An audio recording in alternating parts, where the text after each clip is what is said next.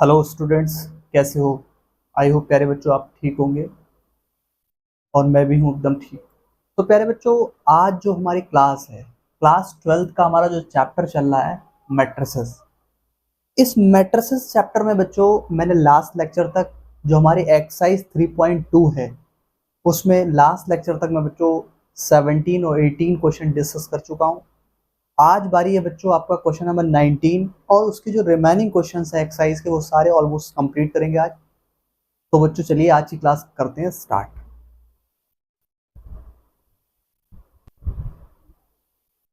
हाँ तो प्यारे बच्चों, एक्सरसाइज 3.2 का जो हमारा क्वेश्चन नंबर 19 है वो देखते हैं क्या है। क्वेश्चन नंबर 19 कह रहा है, एक बार रीड करता हूँ बच्चों। कह रहा है a trust fund has rupee 30,000 that must be invested in two different type of bonds.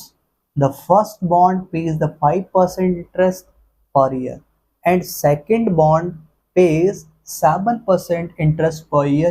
Using matrix multiplication, determine how to divide rupee 30,000 among the two types of bonds if the trust fund must obtain an annual total interest of rupee 1800 rupee 2000।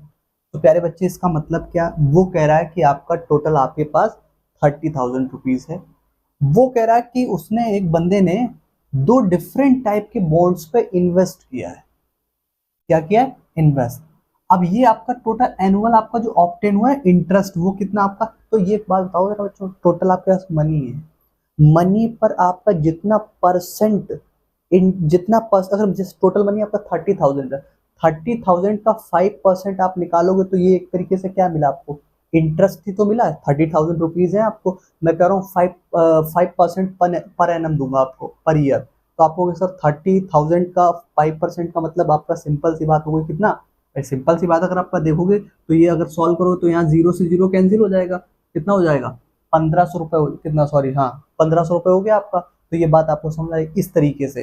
तो एक तरीके से कहने का मतलब है, अगर total money में अगर मैं रेट का मल्टीप्लिकेशन करूँ तो मुझे क्या मिलता है कि कितना इंटरेस्ट मिल रहा है। तो बताइए बच्चों, अब ये कह रहा है कि टोटल 30,000 रुपीज है। 30,000, ध्यान देना, टोटल इसके पास रुपीज कितने हैं? Rupees rupees 30,000। उसके पास 30,000 रुपीज है। अब इस 30,000 रुपीज को इन्वेस्ट करता है। बच्चों ध्यान देना कैसे इन्वेस्ट करता है। ये फर्स्ट बॉन्ड है, पहला वाला, ये फर्स्ट और ये सेकंड। तो बच्चों देखना, मैं मान लेता हूं कि ये फर्स्ट बॉन्ड पे एक्स रुपीज इन्वेस्ट करता होगा। तो आप कहोगे सर सेकंड पे फिर कितना करेगा? तो सेकंड पे करेगा बच्चों 30,000 माइनस एक्स, इतना करेगा। समझ रहे हो ना? टोटल 30,000 रुपए है, फर्स्ट बॉन्ड पे उसने एक्स रुपीज इन्वेस्ट कर दिए। सेकंड पे कितने बचे? टोटल उसके पास थे कितने? 30,000। तो बताइए कितने बचे? 30,000 माइनस एक्स रुपीज।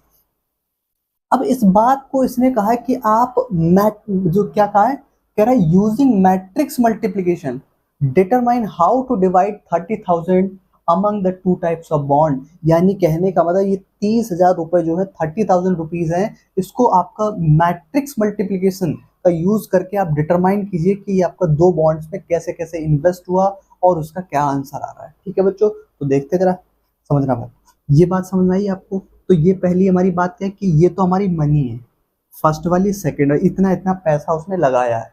अब ध्यान दो, ये बात समझ में आ गई। अगर मैं आपसे कहूँ बेटा इसका मैट्रिक्स बनाओ, तो आप मैट्रिक्स बना दोगे कैसे? इसका अगर मैट्रिक्स बनाने के लिए बोलूंगा तो आप बता दोगे ना कैसे? बच्चों ध्यान देना, अगर मैं कहूँ मैट्रिक्स बनाइए इसका, यहाँ देखो, मैं बोल रहा हूँ आपसे कि बच्चे इसका मैट्रिक्स बनाइए, तो आप इजीली बना पाओगे क्या कि एक्स और दूसरा आपका 30,000 माइनस का एक्स, ये बन गया मैट्रिक्स। हाँ बात समझ में आती है? अब आपसे कह रहा है बच्चे कि फर्स्ट बॉन्ड पे आपका 5% इंटरेस्ट मिल रहा है और सेकंड बॉन्ड पे, यानी कि फर्स्ट वाला जो आपका इन्वेस्टमेंट है उस पे आपका कितना 5% और सेकंड वाले पे 7%। अब इसका तो by the using of matrix multiplication इसका आंसर लाना है कैसे? ध्यान दो बच्चे। अब एक बात बताओ बच्चों, ये मैट्रिक्स किस ऑर्डर की है, किस ऑर्डर की बनी है? तो आप कहोगे सर ये मैट्रिक्स बनी है 1/2, 1/2। देखो नंबर ऑफ रोज कितनी है 1, नंबर ऑफ कॉलम्स कितने हैं 2। बात समझ में आ रही ना। तो आइए बात, अब एक बात बताओ बच्चों, इस बात को मैंने लास्ट लेक्चर तक डिस्कस कर चुका हूं। अगर आपने लास्ट लेक्चर्स को नहीं देखा है कि how to multiplication with any two matrix, या आपको दो मैट्रिक्स का मल्टीप्लीकेशन कैसे करते हैं, how to multiplication of two matrix, तो ये बात आप प्रीवियस लेक्चर में देख लो, लेकिन फिर भी मैं रिकॉल कराऊंगा। ध्यान दो जरा, क्या पहला मैट्रिक्स किस ऑर्डर का है 1 क्रॉस, ये 1/2 का।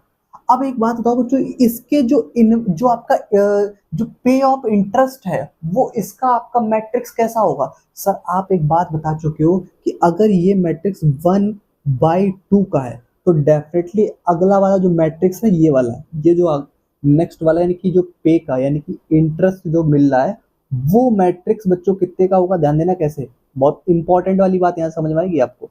इक्वल टू हमारा क्या आएगा, अगर फर्स्ट बॉन्ड पे कर रहा हूं तो आपका ध्यान दो, ये रेट ऑफ इंटरेस्ट कैसे लिखोगे बच्चों मैं कहूँ 5% को जरा फ्रैक्शन में लिख लो तो 5 अपॉन कितना हो गया 100, और 7 को 7 अपॉन 100, भाई परसेंटेज हटेगा तो डिवाइड में आपका 100 आएगा ना।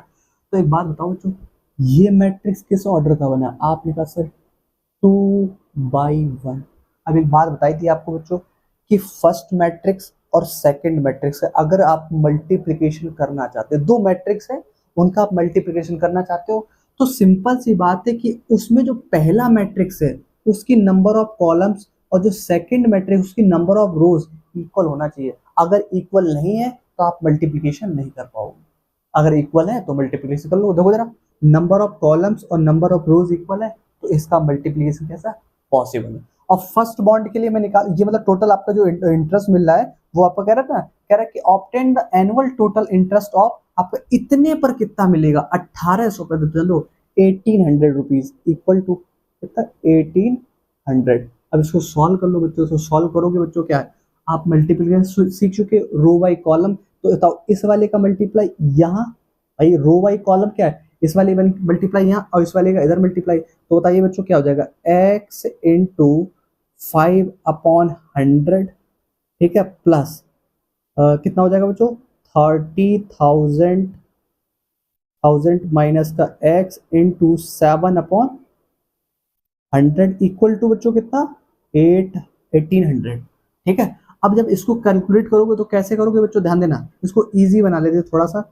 इस वाली बात को अगर आप समझ पाओ तो यहाँ से 100 है, यहाँ से 100 कॉमन आ गया, बात समझ रहे हो, यहाँ से और यहाँ से 100 कॉमन आ गया, तो 100 जब कॉमन आएगा तो 100 आपका इधर डिवाइड में होगा तो उधर जाएगा मल्टीप्लीकेशन में। तो बच्चों अब यहाँ पे क्या हो गया बच्चों 5x प्लस इस 7 का मल्टीप्लाई यहाँ करोगे बच्चों कितना आ जाएगा 21 है, समझ रहे हो ना बात को भाई, 7 3 जा 21। अब जीरो जितने हैं वो लिख दो आप, कितने नंबर ऑफ जीरोस है 4 नंबर ऑफ जीरोस है, और माइनस का 7x इक्वल टू बच्चों कितना आ गया, जब ये आपको उधर जाएगा तो कितना 1800 इधर था, फिर आपका दो जीरो और आ जाएंगे क्योंकि 100 उधर चला जाएगा। अब आप सॉल्व कर सकते हो इस वाली बात को, अगर सॉल्व करोगे बच्चों कितना माइनस का 2x आएगा, इस माइनस का 2x को उधर ले जाओ, तो माइनस का 2x को उधर ले जाओ तो प्लस का हो जाएगा, तो बच्चों क्या हो जाएगा 2x इक्वल टू, और इस 8 ये कितना लिखा है, ये कितना लिखा है, कितना लिखा है बच्चों, ये लिखा है 1,80,000, 1,80,000 को इधर ले आओ तो कितना हो जाएगा 2,10,000 लिखा है ना, तो यहाँ पर 1 2 3 4 माइनस का इतना, बात समझ में आ रही है ना बच्चों आपको अच्छे से।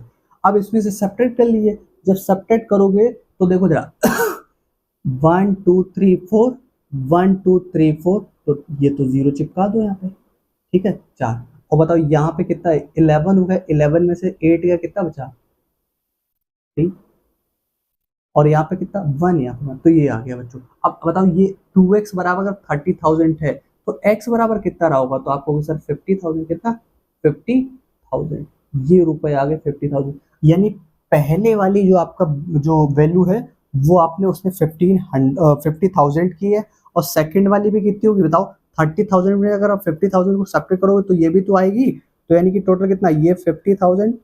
अब एक सोचने वाली बात थी, टोटल उसने आपका तो इतना किया है, पहला आपने उसके कितना तो पहला अगर 15,000 आ गया तो सेकंड भी तो बाय डिफॉल्ट 15,000 आएगा। समझ रहे हो बात को? टोटल उसके पास अमाउंट कितना था? 15,000, वो सॉरी 30,000। तो ये बात आपको समझ में आ गई है, ठीक है। तो बच्चों ये आपको क्वेश्चन नंबर जो 19 है वो इजीली आपको समझ में आया हो। Now move to next question, question number 20।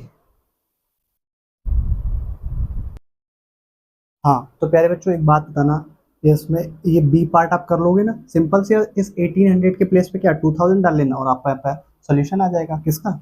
इस वाली आपका। तो चलिए बच्चों क्वेश्चन नंबर आपका 20 देखते हैं। हाँ तो चलिए प्यारे बच्चों अब क्वेश्चन नंबर 20 देखते हैं। क्वेश्चन नंबर 20 क्या कह रहा है? कह रहा है द बुक शॉप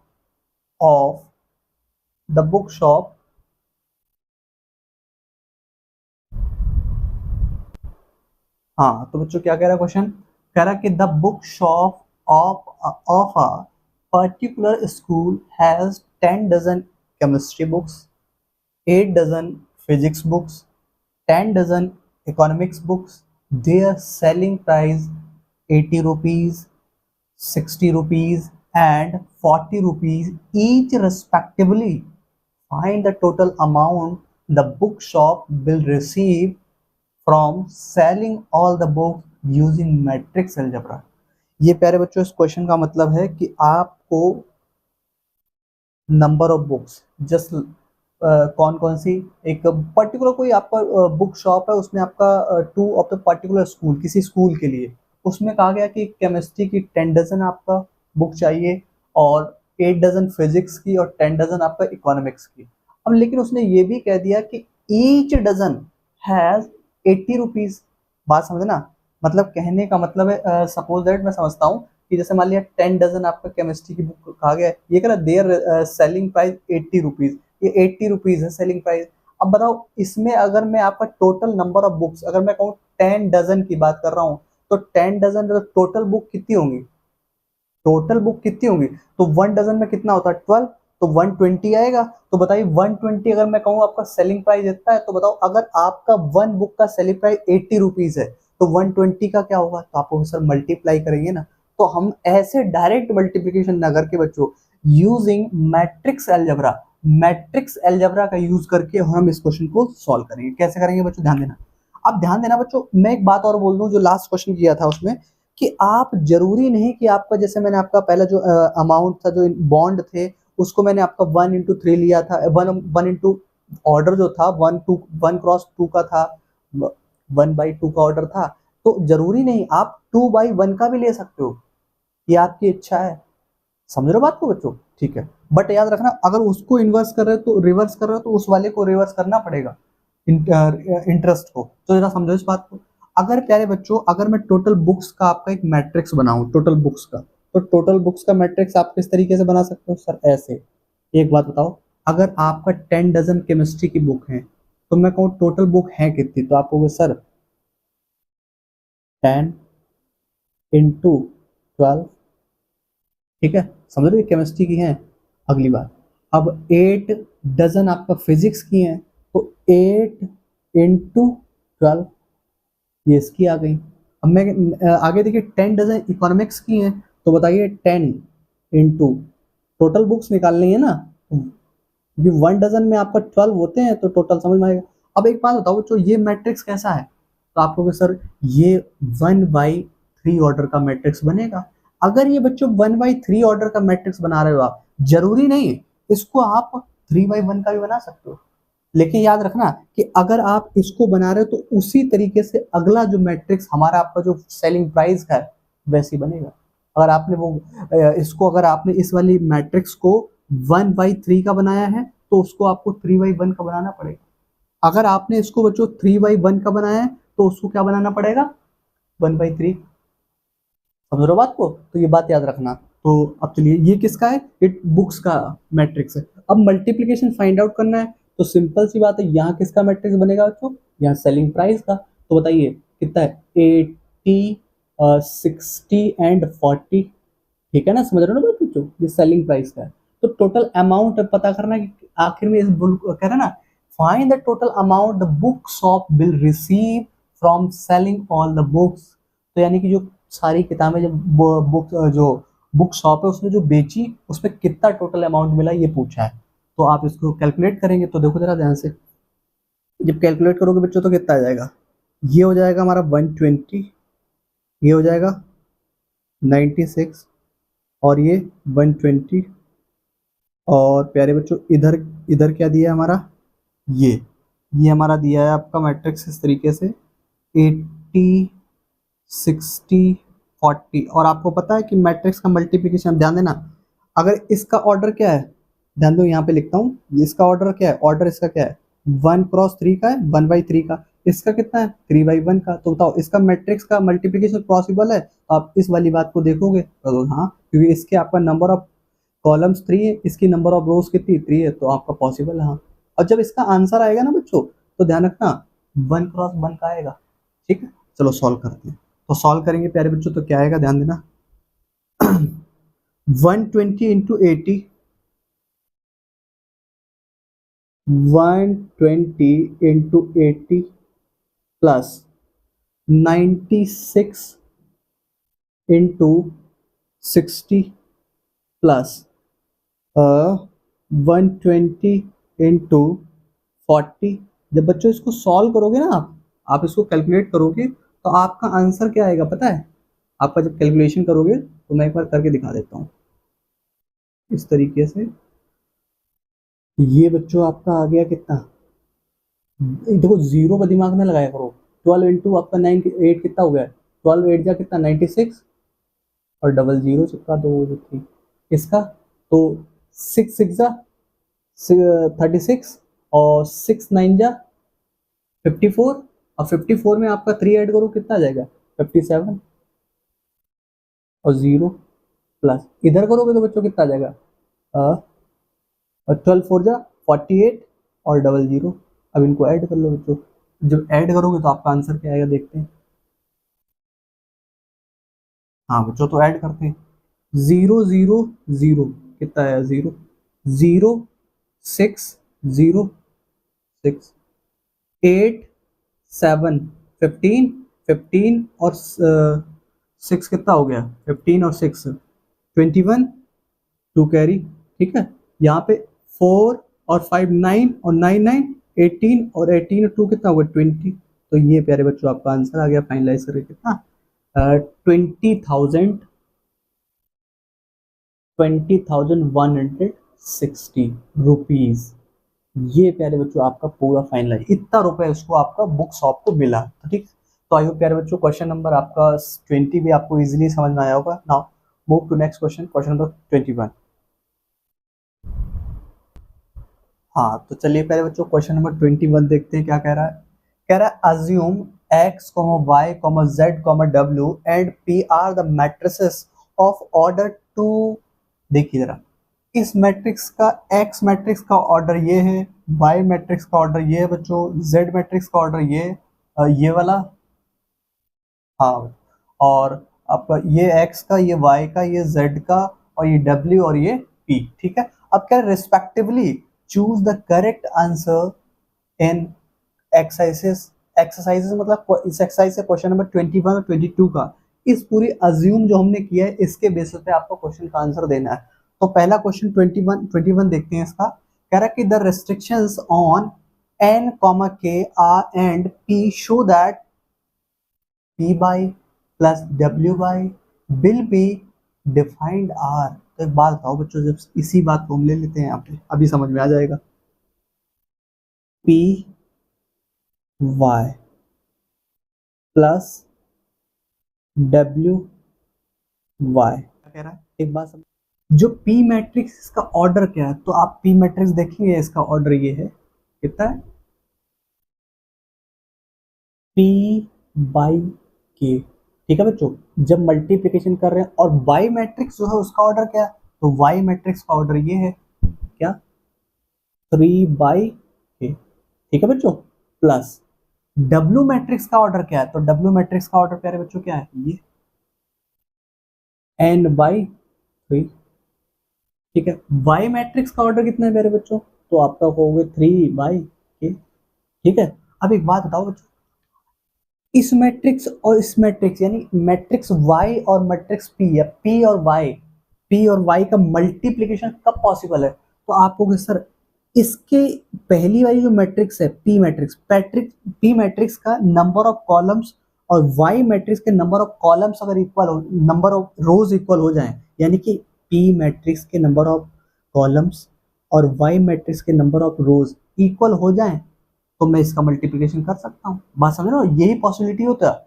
अगर ये बात तो सिंपल सी बात है, यहाँ से बताओ जरा बच्चों के इक्वल टू आएगा कितना? तो आप कहोगे सर के इक्वल टू आ गया 3, कितना 3, के इक्वल टू कितना आ गया 3। इसी प्रकार से सिमिलरली यहाँ पे देखो, अब ये आपने कर लिया बच्चों, यानी कहने का मतलब ये कंडीशन इंपॉर्टेंट है। अगर आप मल्टीप्लिकेशन करना चाहते हो तो पहली वाली मैट्रिक्स के नंबर ऑफ कॉलम और सेकंड वाली मैट्रिक्स के नंबर ऑफ रोज अगर इक्वल है तभी आप मल्टीप्लिकेशन कर पाओगे। अब जब मल्टीप्लिकेशन कर लोगे तो रिजल्ट क्या आता होगा? तो पहली मैट्रिक्स का जो ऑर्डर आएगा, ऑर्डर पे बात कर रहे हैं, पहली मैट्रिक्स की नंबर ऑफ रोज का सेकंड मैट्रिक्स के नंबर ऑफ कॉलम का एक ऑर्डर आएगा, ठीक है, प्लस। समझ हमारी बात। इसी प्रकार से सिमिलरली यहाँ पे देखो, अगर ये मैट्रिक्स देखो पहली वाली डब्ल्यू मैट्रिक्स है, डब्ल्यू के आपका जो नंबर ऑफ कॉलम्स है वो 3 है और वाई मैट्रिक्स की नंबर ऑफ रोज कितनी है 3 है, तो बताओ ये मैट्रिक्स का आपका मल्टीप्लिकेशन डब्ल्यू और वाई का पॉसिबल है? आप कहोगे हाँ। तो रिजल्ट क्या आएगा बाद में जो आप जब मल्टीप्लिकेशन तो आपको एन बाई के का, एन बाई के बात समझ बच्चों।